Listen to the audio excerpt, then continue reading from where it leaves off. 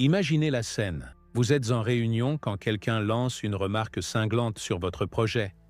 Tout votre instinct vous hurle de répondre, de clarifier, de défendre votre position. Mais si je vous disais qu'au moment où vous ouvrez la bouche pour vous expliquer, vous avez déjà perdu? Et si la réponse la plus puissante était de ne pas répondre du tout? La mentalité de tribunal qui régit nos interactions quotidiennes nous a conditionnés à croire que le silence équivaut à la culpabilité, que ne pas se défendre revient à accepter le blâme. Mais voici ce qu'ont compris les personnes les plus influentes de l'histoire. Quand vous montez sur le banc des accusés, vous avez déjà concédé la partie. Réfléchissez-y comme sur un échiquier. Aux échecs, on n'explique pas fébrilement pourquoi son coup a du sens. On joue son coup et on laisse l'échiquier parler. Le joueur qui passe son temps à justifier sa stratégie est généralement celui qui est déjà en train de perdre. Le pouvoir obéit au même principe. Il ne s'explique pas, parce qu'il n'en a pas besoin. Aujourd'hui, nous allons voir pourquoi la défense est une reddition.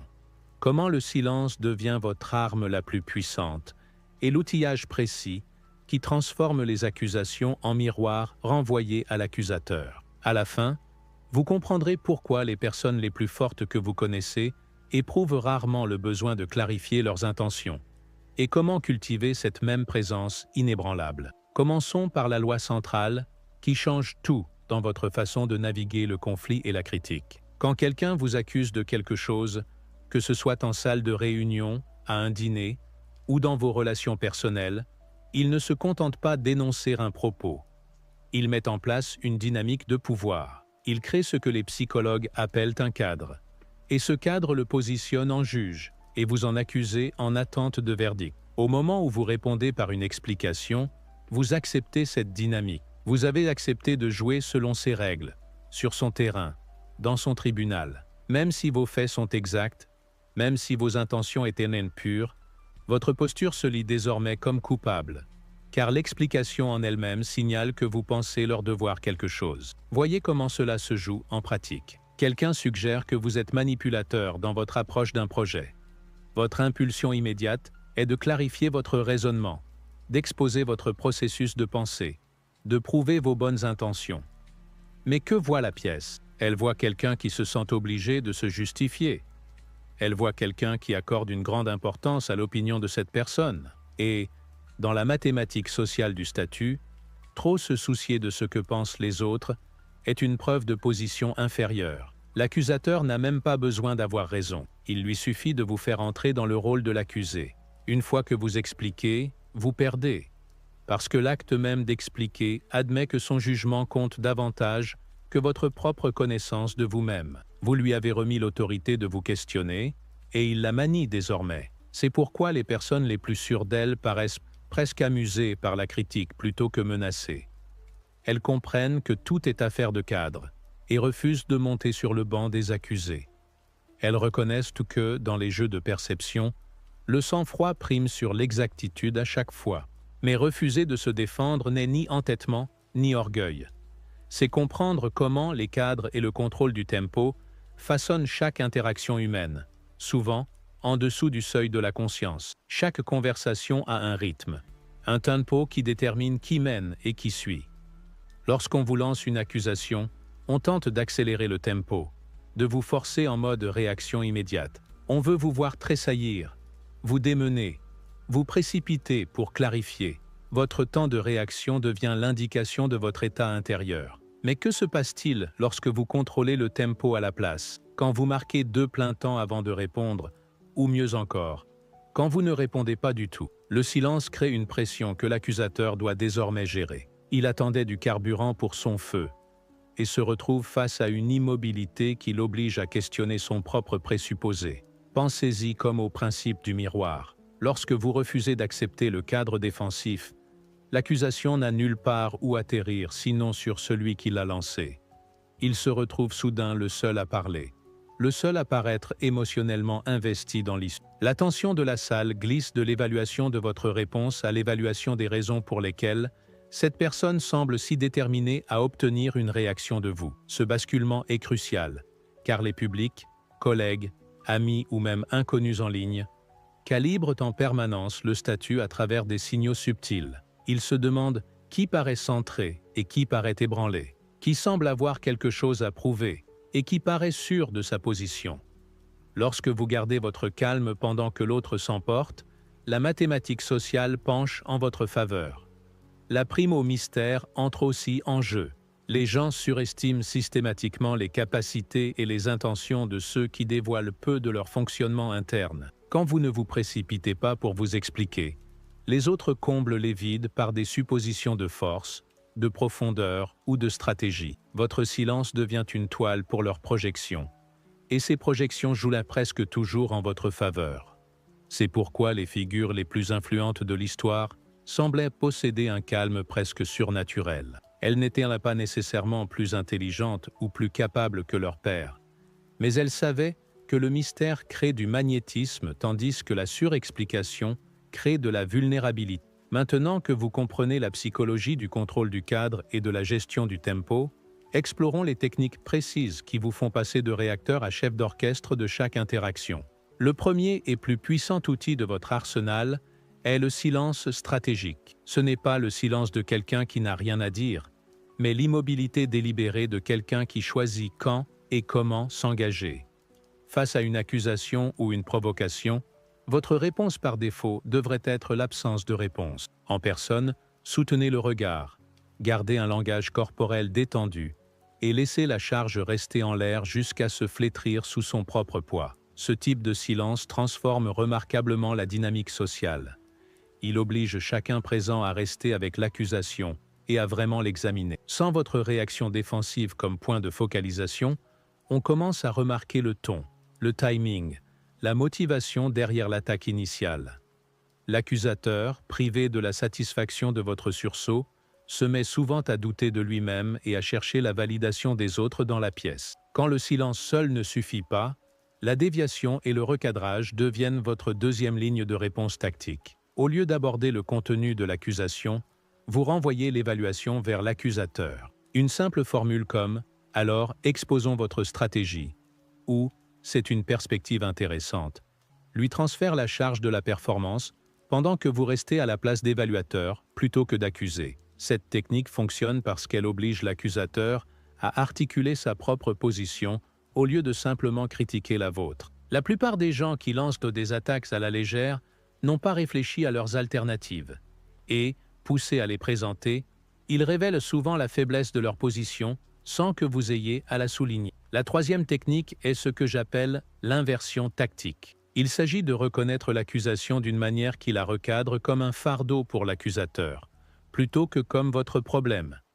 Des phrases comme « si c'est ainsi que vous le voyez » ou « vous avez le droit à cette opinion » paraissent conciliantes en surface, mais fonctionnent en réalité comme des fins de non-recevoir. Vous ne contestez pas son évaluation, mais vous n'assumez pas non plus la responsabilité de gérer sa perception.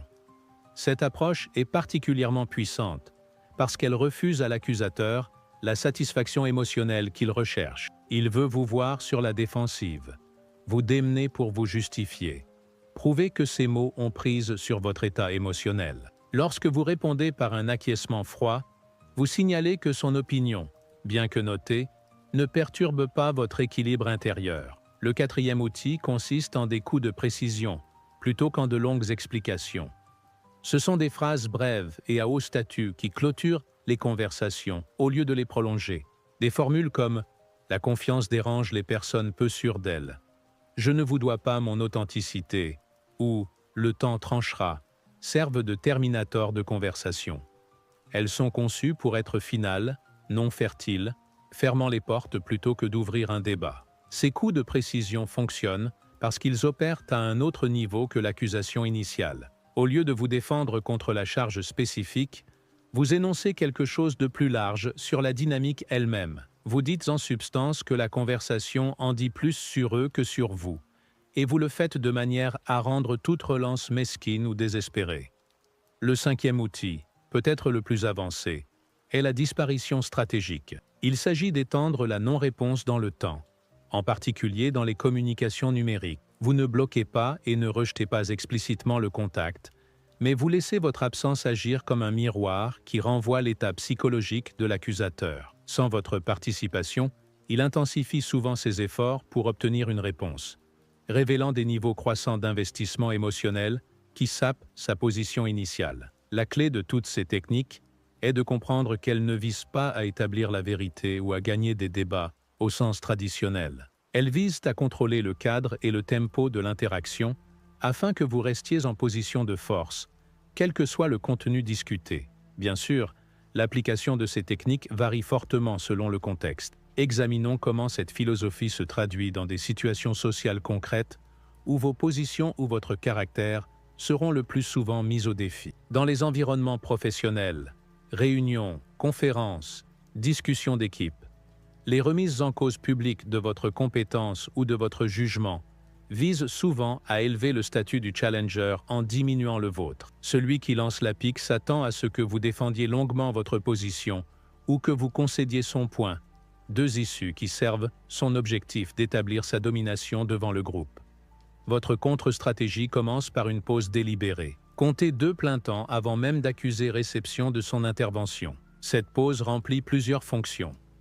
Elle ralentit le tempo qu'il tente d'imposer, elle signale que vous n'êtes ni réactif ni facilement déstabilisé, et elle crée un moment de tension qui attire l'attention de tous sur la manière dont vous allez répondre. Pendant cette pause, maintenez un contact visuel détendu avec le challenger, en laissant peut-être poindre la plus légère trace d'amusement. Cette micro-expression suggère que vous trouvez sa tentative de provocation plus intéressante que menaçante. Puis, au lieu d'aborder directement son défi, renvoyez-lui le projecteur par une simple phrase comme « intéressant » ou « présentez donc votre approche alternative ». Ce redéploiement accomplit quelque chose de crucial. Il oblige le challenger à articuler sa propre position au lieu de simplement critiquer la vôtre. Et il le fait devant le même public qu'il cherchait à impressionner. La plupart de ceux qui lancent dans des attaques professionnelles n'ont pas véritablement élaboré de solutions alternatives, et poussés à les présenter sous pression sociale, ils révèlent souvent les limites de leur critique. La dynamique de la salle change immédiatement. Au lieu de vous voir vous défendre, l'auditoire évalue désormais la capacité du challenger à étayer sa critique implicite par du concret. Vous êtes passé d'accusé à observateur intéressé, et c'est à lui qu'incombe désormais la preuve de sa compétence, plutôt que la mise en cause de la vôtre. Si le challenger persiste ou escalade, votre réponse doit devenir encore plus minimale. Un simple « on verra » ou « c'est une façon de voir » accompagné d'un retour à vos autres sujets, signale que vous considérez le thème clos. Vous n'entrez pas en débat, parce que vous n'acceptez pas le postulat selon lequel son opinion exige votre justification. Les relations personnelles et amoureuses présentent un autre défi, car les enjeux émotionnels y sont plus élevés et l'attente d'explications paraît plus légitime. Quand un partenaire vous accuse d'être distant, inconsidéré ou manipulateur, votre réflexe peut être de rassurer immédiatement ou d'exposer votre cheminement mental pour prouver vos bonnes intentions. Mais même en contexte intime, les mêmes dynamiques de cadre s'appliquent.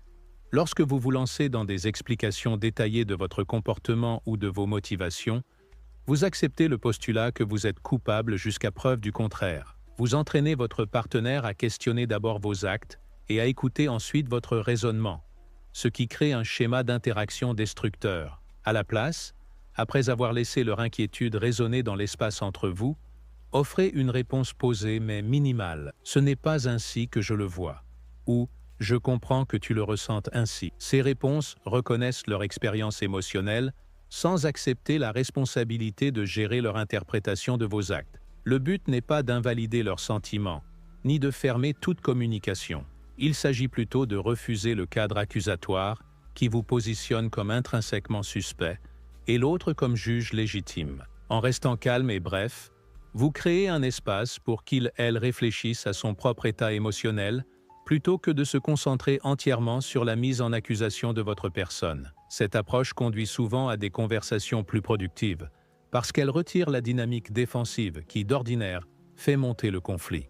Lorsque vous ne vous acharnez pas à prouver votre innocence, vous pouvez vous saisir de leurs préoccupations sous-jacentes, depuis une position de force plutôt que de détresse. Les environnements numériques posent leurs défis propres, car la communication écrite retire le ton de la voix et le langage corporel, ce qui facilite la mauvaise interprétation de vos intentions et rend plus difficile la transmission du subtil aplomb qui fait la force du silence en face à face. La tentation, en ligne, est de surclarifier, d'écrire de longs messages expliquant votre position dès que quelqu'un caricature vos propos ou attaque votre personne. Mais ces tentatives de clarification se retournent presque toujours contre vous, car elles montrent que vous êtes émotionnellement investi dans l'opinion de personnes qui ont déjà décidé de vous mal comprendre. À la place, votre stratégie en ligne devrait viser la domination narrative plutôt que la correction factuelle. Quand quelqu'un vous colle l'étiquette de toxique, manipulateur ou problématique, ne plaidez pas l'exactitude de son jugement. Recadrez plutôt l'étiquette elle-même comme la preuve de votre efficacité. On vous traite de dangereux quand on ne peut pas vous contrôler, ou l'énergie qui en menace certains en arme d'autres. Cette approche transforme les insultes tentées en un signe distinctif. Vous ne cherchez pas à prouver que vous n'êtes pas manipulateur. Vous suggérez que ce qu'ils appellent manipulation pourrait n'être que de la compétence qui les met mal à l'aise. Vous vous adressez à la perception du public plutôt qu'aux griefs spécifiques du critique. Lorsque vous choisissez de répondre en ligne, faites-le de manière archétypale plutôt qu'explicative. Employez des formules qui pourraient s'appliquer à quiconque dans une situation similaire, au lieu de vous enliser dans les détails de votre cas. Cela vous évite d'être entraîné dans des échanges sans fin, tout en positionnant votre réponse comme de la sagesse, plutôt que de la défensive. Le principe clé, dans tous ces contextes, est de comprendre les mécanismes psychologiques qui guident perception et jugement. Les gens effectuent sans cesse des calculs inconscients sur le statut, la compétence et le niveau de menace à partir d'indices comportementaux qui opèrent en dessous de la conscience. Quand quelqu'un attaque votre caractère ou votre compétence, il n'exprime pas seulement une opinion, il teste votre régulation émotionnelle, votre confiance en votre propre jugement et votre besoin de validation externe. La manière dont vous répondez à ce test en dit plus sur votre état psychologique que n'importe quelle explication de votre comportement ou de vos intentions. La personne qui se lance immédiatement dans des justifications détaillées signale qu'elle est facilement ébranlée, qu'elle se soucie profondément de l'opinion d'autrui et qu'elle n'est pas entièrement confiante dans sa propre évaluation de la situation. Même si son explication est parfaitement exacte, le besoin de la donner suggère une vulnérabilité psychologique. À l'inverse, la personne qui reçoit la critique avec calme et minimalisme signale régulation émotionnelle, confiance en soi et indépendance vis-à-vis des jugements d'autrui. Elle communique que, tout en ayant entendu le retour, elle ne se sent pas tenue de se justifier auprès de quelqu'un qui a déjà choisi de la voir négativement. Cela crée ce que les psychologues appellent une dynamique de projection. Quand vous ne fournissez pas beaucoup d'informations sur vos motivations ou votre état intérieur, les autres comblent les manques par leurs propres suppositions. Et ces suppositions penchent presque toujours vers l'attribution d'une plus grande compétence, d'un sens stratégique ou d'une profondeur cachée plus important qu'ils ne le sont probablement. Pendant ce temps, l'auteur de l'accusation initiale révèle souvent davantage sur lui-même à travers les critiques qu'il choisit. Quelqu'un qui vous accuse d'être manipulateur lutte peut-être avec son propre sentiment d'être contrôlé par les autres. Quelqu'un qui vous traite d'arrogant affronte peut-être ses propres insécurités quant à sa compétence. Sans votre réaction défensive comme diversion, les observateurs commencent à remarquer ces schémas de projection. Avec le temps, cette dynamique construit ce qu'on pourrait appeler une tension réputationnelle. Vous gagnez la réputation de quelqu'un qu'on ne peut pas provoquer facilement, qui n'a pas besoin de l'approbation d'autrui pour garder son équilibre, et qui pourrait disposer de ressources ou de capacités non immédiatement visibles. Cette réputation devient auto-renforçante à mesure que les gens deviennent plus prudents avant de vous défier directement. Cela nous amène à une distinction cruciale entre bâtir une bonne réputation et bâtir une réputation forte. La plupart cherchent à être aimés, approuvés et perçus comme conciliants. Mais l'agréabilité est fragile, parce qu'elle dépend du maintien, par les autres, d'une appréciation positive de vos actes et de votre caractère. La réputation fondée sur la force obéit à des principes entièrement différents. Elle repose sur l'imprévisibilité, la régulation émotionnelle et l'idée que vous défier pourrait ne pas valoir le coup potentiel. On ne vous aime pas forcément davantage, mais on respecte vos frontières et on réfléchit à 2 fois avant de vous tester. Ce passage de la recherche d'approbation à l'exigence de respect change votre manière d'avancer dans le monde. Au lieu de surveiller en permanence les réactions des autres et d'ajuster votre comportement pour préserver leur opinion positive, vous pouvez vous concentrer sur vos objectifs et laisser les autres s'ajuster à votre énergie plutôt que l'inverse. Les personnes les plus influentes de l'histoire avaient compris cette distinction. Elles n'étaient pas forcément les plus aimées, mais elles semblaient immunisées contre les pressions sociales qui régissent la plupart des comportements. Elles possédaient ce qu'on pourrait appeler une aura, une présence qui rendait les accusations déplacées avant même qu'elles ne soient formulées. Développer ce type de présence exige la pratique constante de micro-comportements et de schémas de réponse qui signalent une maîtrise de soi inébranlable. Examinons les phrases, postures et timings spécifiques qui transforment ces concepts en habitudes quotidiennes. Votre réponse par défaut aux critiques indirectes ou aux piques provocatrices devrait être une confusion calibrée plutôt qu'une compréhension immédiate. Quand quelqu'un lâche une insulte voilée ou un commentaire passif-agressif, répondez par « C'est ainsi que vous le voyez » ou « Je ne suis pas sûr de ce que vous voulez dire ». Cela l'oblige soit à expliciter son attaque, ce qui le fait paraître mesquin, soit à battre en retraite, ce qui désamorce la provocation. Pour les confrontations directes, votre banque de formules doit se composer de clôtures de conversation, plutôt que d'ouvre-débat. Notez, pensez ce que vous voulez, et le temps le dira. Reconnaissez que vous avez entendu sa position sans discuter de sa validité. Ces formules fonctionnent parce qu'elles sont à la fois respectueuses et écartant le débat, poli et final. La présence physique compte énormément dans ces interactions.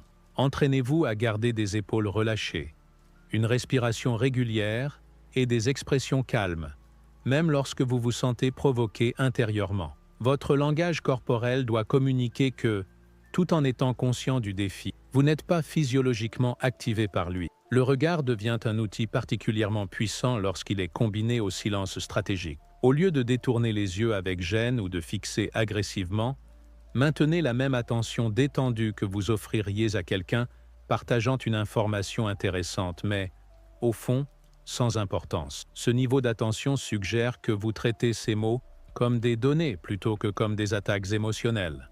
Le timing et le rythme restent essentiels. Faites toujours une pause avant de répondre à un défi, même lorsque vous savez exactement ce que vous voulez dire. Cette pause signale la délibération plutôt que la réaction, et elle met une pression sociale sur le challenger pour justifier sa provocation, plutôt que de se contenter d'attendre votre réplique.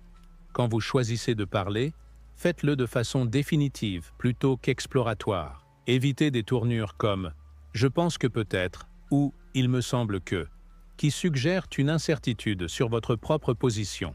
Employez plutôt des énoncés déclaratifs qui se suffisent à eux-mêmes sans exiger de justification ou d'élaboration supplémentaire. Le but est de vous désentraîner du besoin réflexe, d'être compris pour adopter la position plus puissante, d'être défini par vos actes, plutôt que par vos explications. Cela suppose de reconnaître que la compréhension que la plupart ont de vous est fondée sur leur propre schéma psychologique, plutôt que sur votre caractère réel, et que tenter de corriger leur méperception les renforce souvent. Il existe de rares moments où rompre ce schéma devient nécessaire, généralement lorsque des enjeux juridiques, contractuels ou critiques pour la mission sont en jeu.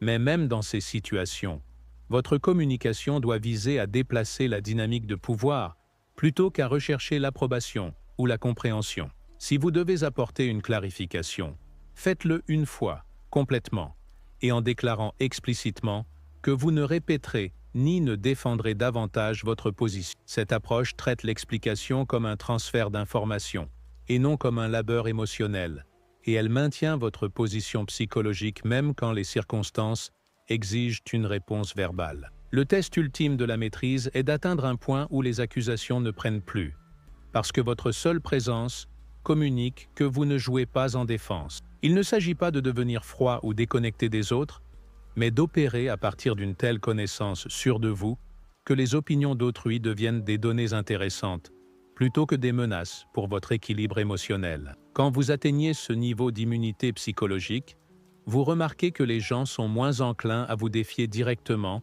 et plus enclins à rechercher votre approbation, plutôt qu'à saper votre confiance. L'énergie que vous dépensiez à gérer la perception des autres devient disponible pour poursuivre vos véritables objectifs, plutôt que pour défendre votre droit à les poursuivre. Cette transformation ne se fait pas du jour au lendemain, mais elle commence au moment où vous décidez que votre évaluation interne de votre caractère et de vos capacités compte plus que les jugements extérieurs. Elle s'approfondit chaque fois que vous choisissez le silence plutôt que l'explication, chaque fois que vous redirigez plutôt que vous défendre, et chaque fois que vous laissez vos actes parler plus fort que vos justifications. La position la plus puissante que vous puissiez occuper dans toute relation, professionnelle ou personnelle, est celle où les autres viennent chercher votre validation plutôt que d'offrir des critiques non sollicitées de vos choix. Ce basculement survient naturellement lorsque vous montrez de façon constante que vous n'avez pas besoin de leur approbation pour maintenir votre estime de vous et votre direction. Rappelez-vous que tout ce cadre repose sur une vérité fondamentale de la psychologie humaine. On respecte ce qu'on ne peut pas facilement contrôler, et l'on méprise ce qui semble avide d'approbation. En refusant de jouer en défense, vous ne vous contentez pas de vous protéger de la manipulation. Vous revendiquez un territoire psychologique que les autres apprennent à aborder avec prudence et respect.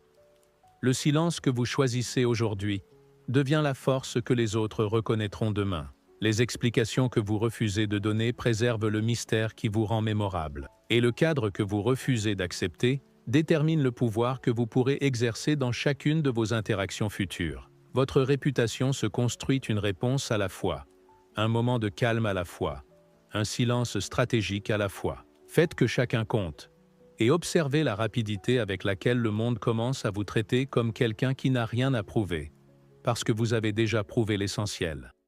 Et si tout ce qu'on vous a appris sur la réalisation de vos rêves était à l'envers? Et si le simple fait de courir après le succès, de vous efforcer et de vous épuiser, l'éloignait encore plus de vous? En ce moment même, alors que vous écoutez ces mots, des gens dans le monde entier attirent sans effort la richesse, l'amour et les opportunités, tandis que d'autres s'épuisent au travail pour navet. Ouah, rien à montrer. La différence n'est pas le talent, la chance ou les relations. C'est quelque chose de bien plus mystérieux et d'infiniment plus puissant. Prenez une grande respiration. Sentez vos épaules se relâcher. À cet instant, vous êtes sur le point de découvrir pourquoi l'univers ne répond pas à vos mots, à vos plans, ni même à vos prières désespérées. Il répond à quelque chose de beaucoup plus profond, quelque chose que la plupart des gens n'apprennent jamais à contrôler.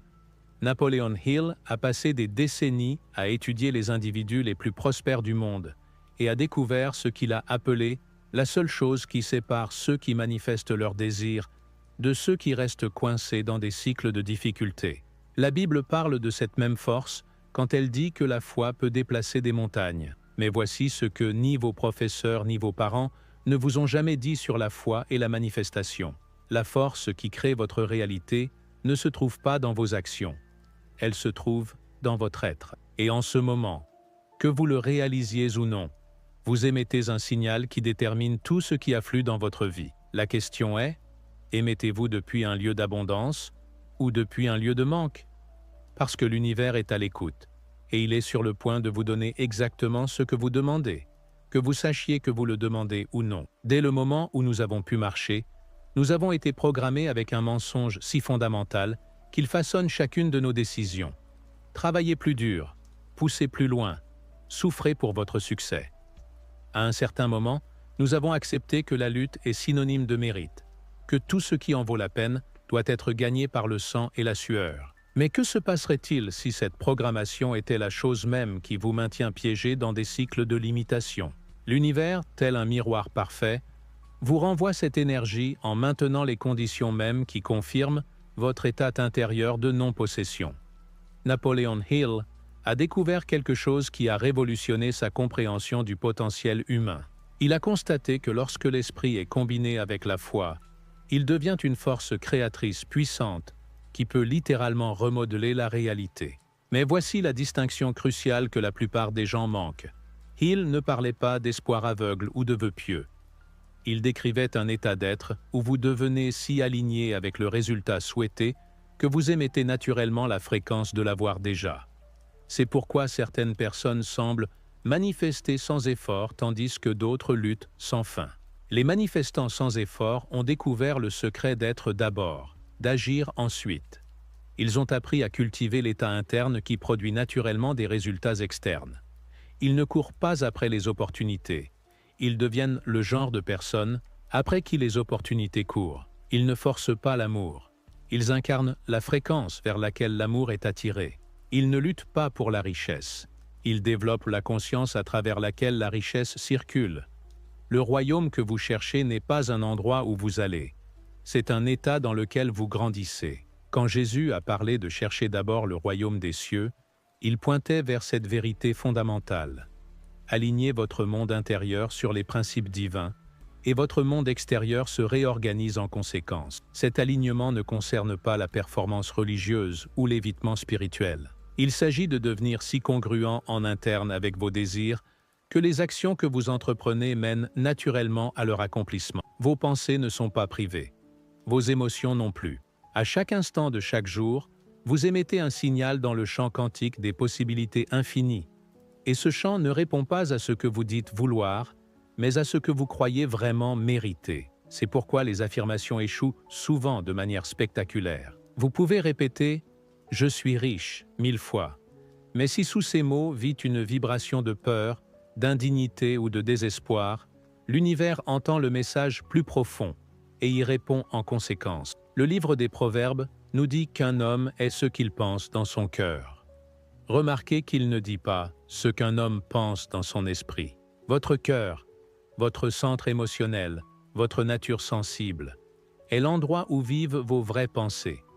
C'est là que votre vibration authentique prend naissance. Lorsque vos pensées et vos sentiments s'alignent autour de la réalité d'avoir déjà ce que vous désirez, vous commencez à émettre une fréquence que l'univers reconnaît comme une correspondance pour cette expérience. Pensez à quelqu'un que vous connaissez qui semble attirer naturellement les bonnes choses. Observez-le attentivement.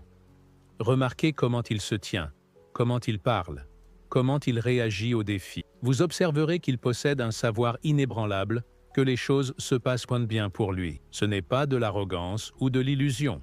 C'est ce que Hill appelait l'attente confiante. Ils se sont entraînés à ressentir leurs désirs comme déjà réels, et leur monde extérieur confirme constamment cette réalité interne. La vie que vous vivez en ce moment est la manifestation des pensées d'hier. Chaque limitation que vous vivez, chaque défi auquel vous faites face, chaque schéma qui se répète, tout cela provient des graines que vous avez plantées dans le royaume invisible de la conscience. Quand la Bible parle de récolter ce que l'on sème, elle ne parle pas seulement de vos actions. Elle révèle la loi fondamentale qui régit la manière dont les pensées et les émotions se cristallisent en expérience physique. Votre subconscient est la machine de manifestation la plus sophistiquée jamais créée.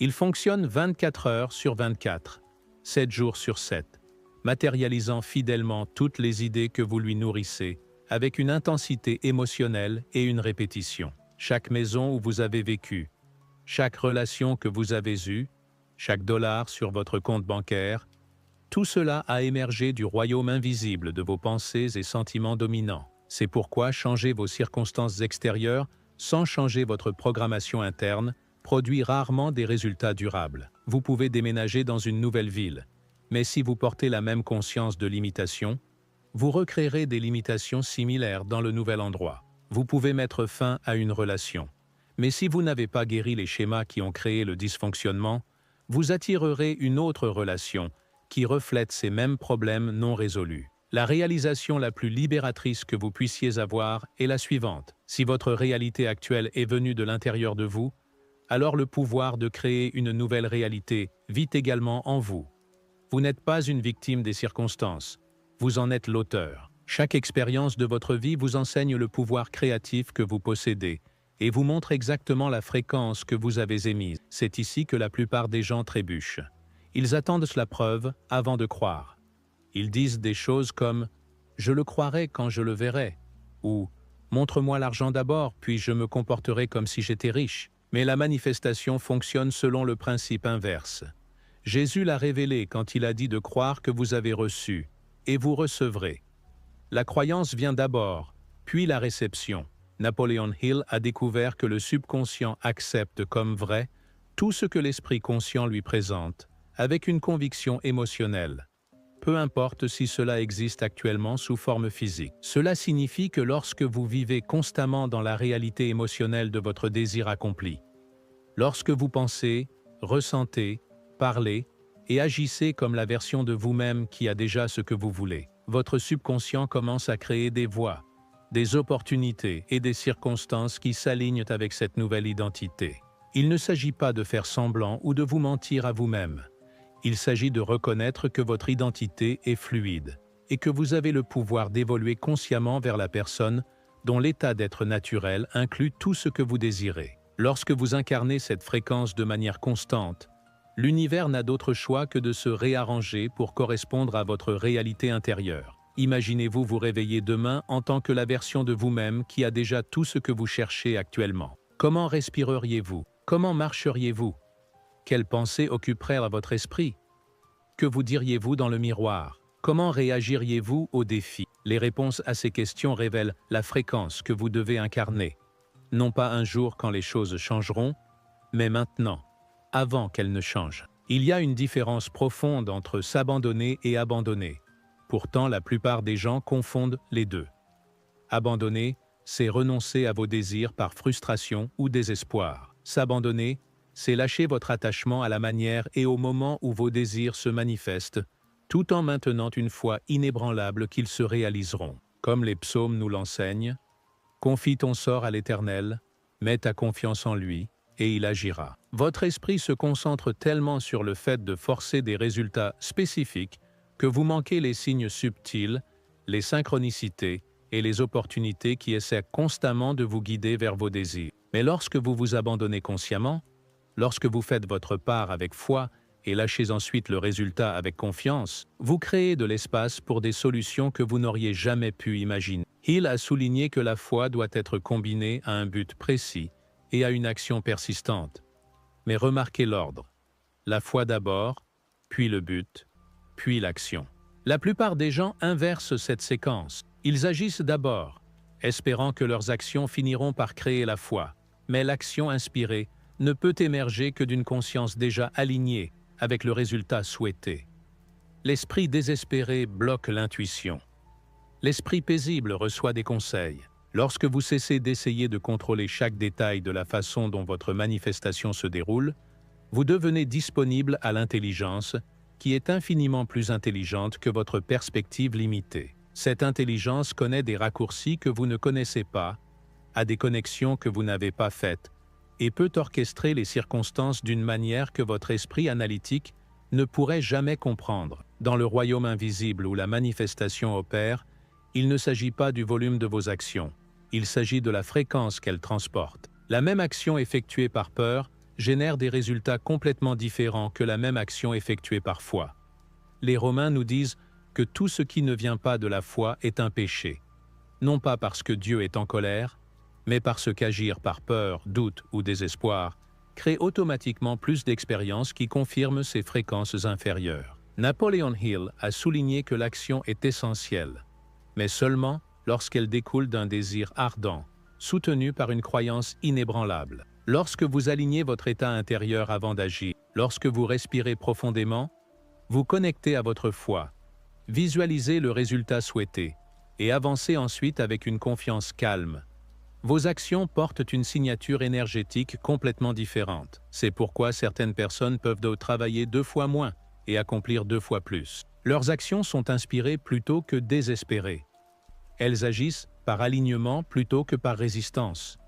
Elles ont appris à vérifier leur fréquence interne avant de s'engager avec le monde extérieur, en s'assurant que chaque pas qu'elles font émet le signal de quelqu'un qui a déjà ce pourquoi il travaille. Le moment présent que vous vivez est la récolte des pensées et des émotions que vous avez plantées au cours des saisons précédentes de votre vie. Si vous vivez des limitations financières, cela reflète probablement les pensées de rareté que vous avez nourries. Si vos relations sont difficiles, elles reflètent peut-être des croyances sur votre mérite d'amour que vous n'avez pas encore guéri. Il ne s'agit pas de blâmer ou de se sentir coupable. Il s'agit de s'éveiller à votre pouvoir créatif. Chaque pensée que vous avez aujourd'hui est une graine pour les expériences de demain. Chaque émotion que vous ressentez arrose ces graines. Chaque croyance que vous avez détermine les conditions du sol dans lequel votre avenir grandira. La vérité encourageante est que vous pouvez commencer à planter de nouvelles graines dès maintenant, en ce moment, en choisissant consciemment des pensées et des sentiments qui s'alignent avec la réalité que vous désirez vivre. La transformation ne nécessite pas de gestes dramatiques ou de décisions qui changent la vie. Elle commence par de petits changements silencieux dans votre conscience. Une pensée différente au moment de vous endormir. Une nouvelle réponse à un vieux déclencheur. Un moment de gratitude au lieu de plainte. Ces micro-ajustements de votre fréquence peuvent sembler insignifiants, mais ils s'accumulent de manière exponentielle avec le temps, créant des trajectoires de vie entièrement nouvelles. Hill appelait l'imagination l'atelier de l'esprit. Et lorsque vous comprenez comment utiliser cet atelier, vous accédez à la salle de contrôle de votre réalité. La visualisation n'est pas seulement de la rêverie. C'est une technologie précise pour programmer votre subconscient. Lorsque vous imaginez le résultat souhaité avec des détails vifs et une émotion sincère, vous répétez littéralement la fréquence de l'avoir. La clé est d'engager tous vos sens intérieurs. Si vous désirez la liberté financière, ne pensez pas seulement à l'argent. Ressentez le soulagement de ne plus jamais vous soucier des factures. Vivez la confiance qui vient du fait de savoir que vous pouvez subvenir aux besoins de tous ceux que vous aimez. Goûtez à la liberté de faire des choix basés sur la joie plutôt que sur la survie. Plus vous rendez ces expériences émotionnellement réelles dans votre imagination, plus elles s'impriment profondément dans votre subconscient. Jésus a révélé la séquence quand il a dit que nous devons croire d'abord, puis nous verrons. Cela renverse tout ce que nos esprits logiques nous disent sur le fonctionnement de la réalité. Mais la manifestation opère selon la loi spirituelle, pas la loi physique. Dans le royaume spirituel, la croyance crée la preuve, et non l'inverse. Votre subconscient ne fait pas de distinction entre une expérience vivement imaginée et une expérience réelle. Lorsque vous visualisez et ressentez constamment votre réalité désirée, votre esprit plus profond commence à l'accepter comme vrai et commence à travailler pour la manifester physiquement. L'autosuggestion est le pont entre l'intention consciente et la programmation subconsciente. En répétant des affirmations chargées d'émotions, vous remplacez progressivement les anciens schémas mentaux par de nouveaux. Mais voici l'élément crucial que la plupart des gens manquent. L'émotion doit être authentique. Vos affirmations doivent sembler vraies dans votre corps, pas seulement sonner bien dans votre tête. Au lieu de déclarations génériques, créez des affirmations qui résonnent avec vos désirs et votre personnalité spécifique. L'argent afflue vers moi facilement et en abondance. J'attire des opportunités qui s'alignent avec mon plus grand but. Mon esprit est un aimant pour les solutions créatives. Sentez ces déclarations lorsque vous les prononcez. Laissez-les s'installer dans votre corps comme une vérité. Plus vous pouvez générer d'émotions sincères autour de ces nouvelles pensées, plus elles reprogrammeront votre subconscient rapidement. Le timing est important dans le monde invisible. L'heure avant le sommeil est le moment où votre esprit conscient relâche naturellement son emprise, rendant votre subconscient plus réceptif à la nouvelle programmation. C'est pourquoi votre rituel du coucher devient crucial pour la manifestation. Au lieu de vous endormir sur des nouvelles, des réseaux sociaux ou des pensées aléatoires, créez une pratique sacrée d'alignement. Pendant que vous vous préparez à dormir, respirez profondément et relâchez consciemment les tensions de la journée. Révisez vos visualisations une dernière fois, en ressentant une gratitude sincère pour les désirs qui se dirigent vers vous. Prononcez vos affirmations avec une conviction tranquille. Remplissez votre esprit d'images et d'émotions qui correspondent à la réalité que vous créez. Les Philippiens offrent une orientation parfaite pour cette pratique. Concentrez vos pensées sur tout ce qui est vrai, noble, juste, pur, charmant et admirable. Votre subconscient travaillera sur ces dernières pensées tout au long de la nuit, les tissant dans le tissu de votre être. Vous vous réveillerez de plus en plus aligné avec vos désirs, gravitant naturellement vers des pensées, des choix et des actions qui soutiennent leur manifestation. Les personnes, le contenu et les environnements auxquels vous vous exposez renforcent ou affaiblissent votre fréquence de manifestation. Chaque conversation sur la difficulté de la vie, chaque reportage sur l'effondrement économique, chaque plainte sur le manque et la limitation, tout cela programme votre subconscient avec des fréquences de lutte et de rareté. Cela ne signifie pas que vous devez ignorer la réalité ou vivre dans le déni. Cela signifie que vous devez devenir farouchement protecteur de votre environnement intérieur. Choisissez vos apports délibérément. Entourez-vous de personnes qui parlent de vie, d'abondance et de possibilités. Consommez du contenu qui élève votre conscience plutôt que de la programmer avec la peur et la limitation. Votre foi est comme une plante délicate qui a besoin des bonnes conditions pour grandir. Tout comme vous ne planteriez pas un jardin à côté d'une décharge de déchets toxiques, vous ne devriez pas essayer de cultiver la foi tout en vous exposant constamment à des apports toxiques. Créez un environnement qui soutient naturellement vos fréquences les plus élevées. Choisissez de la musique qui vous élève, des livres qui vous inspirent et des conversations qui élargissent votre vision de ce qui est possible. Le chemin vers la transformation durable n'est pas une question de perfection, c'est une question de constance. La plupart des gens échouent dans la manifestation parce qu'ils s'attendent à des résultats immédiats et dramatiques et abandonnent lorsqu'ils ne voient pas de changement instantané. Mais la conscience change progressivement, comme une rivière qui sculpte la pierre. La clé est d'établir une pratique que vous pouvez maintenir quelles que soient les circonstances extérieures. Commencez par seulement 5 minutes chaque jour. 5 minutes d'alignement conscient avec votre réalité désirée. 5 minutes de gratitude sincère pour ce qui afflue déjà vers vous. 5 minutes à vous parler comme quelqu'un qui a déjà ce qu'il cherche. Il ne s'agit pas de créer plus de travail dans votre vie. Il s'agit de créer une pierre de touche quotidienne qui vous maintient connecté à votre fréquence la plus élevée. Ces 5 minutes s'accumulent jour après jour, semaine après semaine. Elles recablent vos pensées et émotions par défaut.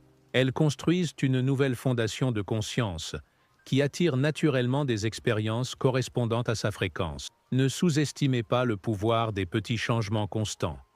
L'eau ne creuse pas le grand canyon du jour au lendemain, mais son flux persistant finit par remodeler la roche solide. Surveillez vos pensées tout au long de la journée.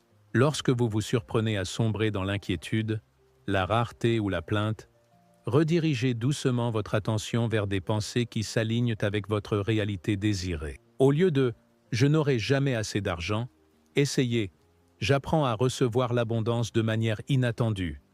Au lieu de « rien ne fonctionne jamais pour moi », pratiquez « les solutions trouvent toujours leur chemin vers moi ». Ce ne sont pas seulement des pensées positives, ce sont des ajustements de fréquence qui changent ce que vous attirez. Votre réalité n'est pas figée. Vos circonstances ne sont pas permanentes. Vos limitations actuelles ne sont que des reflets dépassés de qui vous étiez.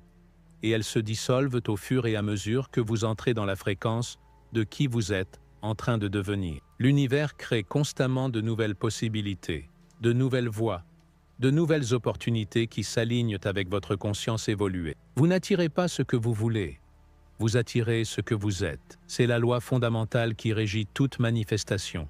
Votre subconscient ne dort jamais, ne cesse jamais de créer, ne cesse jamais de matérialiser la réalité émotionnelle que vous incarnez de manière constante. Lorsque vous choisissez de vivre depuis des fréquences de paix, d'abondance, de gratitude et de foi, lorsque vous faites de ces états votre défaut plutôt que votre exception, votre monde extérieur commence à se réorganiser pour correspondre à ces conditions intérieures. L'invisible travaille toujours en votre faveur, mais il ne peut vous livrer que ce que vous êtes préparé vibratoirement à recevoir. Chaque désir dans votre cœur existe parce que l'univers a déjà créé une voie pour son accomplissement. Votre travail n'est pas de comprendre comment cela se produira.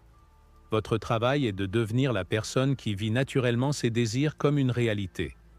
Ce moment est votre moment de choix. Vous pouvez continuer à agir selon l'ancienne programmation de la lutte et de la limitation, ou vous pouvez entrer dans la fréquence de quelqu'un dont les désirs lui parviennent naturellement. Vous pouvez continuer à émettre le manque, ou vous pouvez commencer à émettre l'abondance. L'univers attend, prêt à répondre à la fréquence que vous choisissez d'incarner de manière constante. En ce moment même, quelque part dans le royaume invisible, votre réalité désirée existe déjà.